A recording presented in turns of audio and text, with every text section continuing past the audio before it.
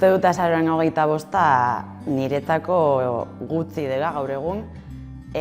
Agendetan mundu guztiak markatuta daukan data bat delako eta horrek normalizatzera eraman gaituelako, normala ez den zeozer.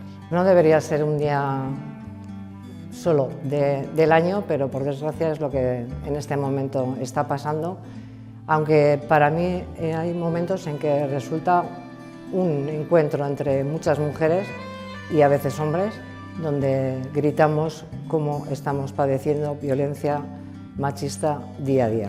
El 25N no quiere decir para mí gran cosa, porque yo creo que el problema que se está tratando y que se intenta visualizar el 25N no es un problema que se tenga que visualizar un día. Hay 365 días al año para un problema de esa gravedad. Yo creo que a veces es un lavado de cara de muchos ámbitos de la sociedad para no tomar las medidas estructurales necesarias en un tema tan grave como este. Urtero daukagun egun bada, nahiko genuke ez existitzea, baina bertan daukagun. Niretzako da borrokaguna, aldarrikatzeguna eta salatzeguna batez ere. Eta bueno, nahiko genuke guztiok egun hori ez egotea, baina momentua da ateratzeko arazoa kalera eta ez dakite, jendeak ikustea egunero gertatzen den zerbait dela, baina egun horretan bereziki azpimarratzen dela.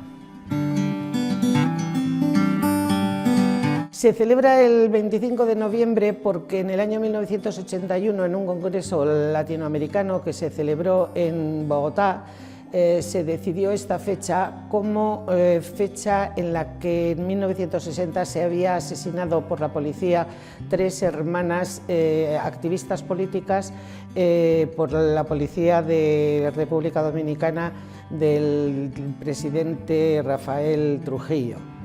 Y después, en 1999, las Naciones Unidas eligieron esta fecha, aceptaron de forma oficial esta fecha para visualizar, o por lo menos eso debiera ser, el problema de la violencia contra las mujeres en todos sus ámbitos y en todos sus aspectos.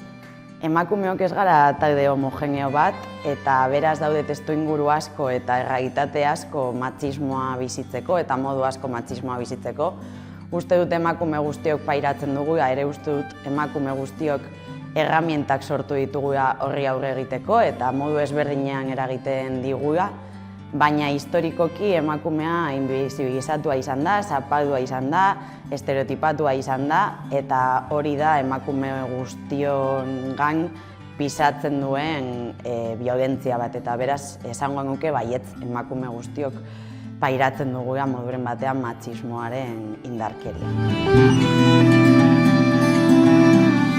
Por supuesto que hay violencia invisibilizada y suele ser más problemática a la hora de detectarla, de gestionarla y en última instancia de denunciarla. Suele ser muy sutil, empieza con frases como es por tu bien, es para ayudarte, empieza con aislamiento familiar, con aislamiento de amistades, luego el acoso incrementa y entonces empieza ya las humillaciones.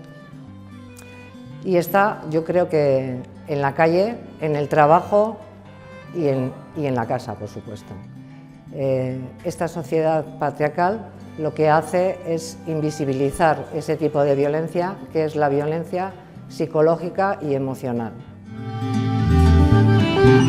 Matxista arazo estrukturala da eta bueno, frente desberdinetatik afrontatu behar da.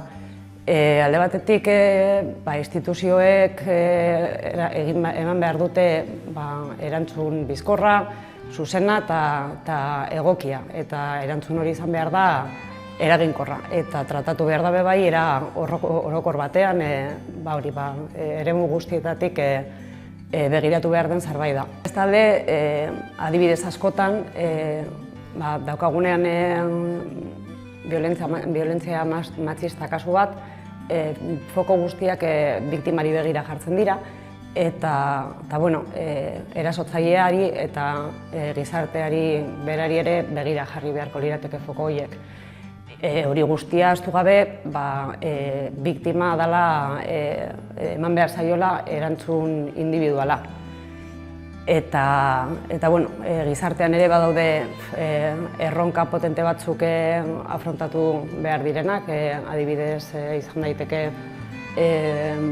inertziak apurtzea, izan daiteke hezitze lana, prebentzio lana, eta hori badago lan handia egiteko. Bestalde, individuo gisa, nik uste dute edozein jarrera edo joera matxistaren aurrean izan behar dugula tolerantzia zero. Berez, gure gizartean hori lortzetik urrun gaude oraindik.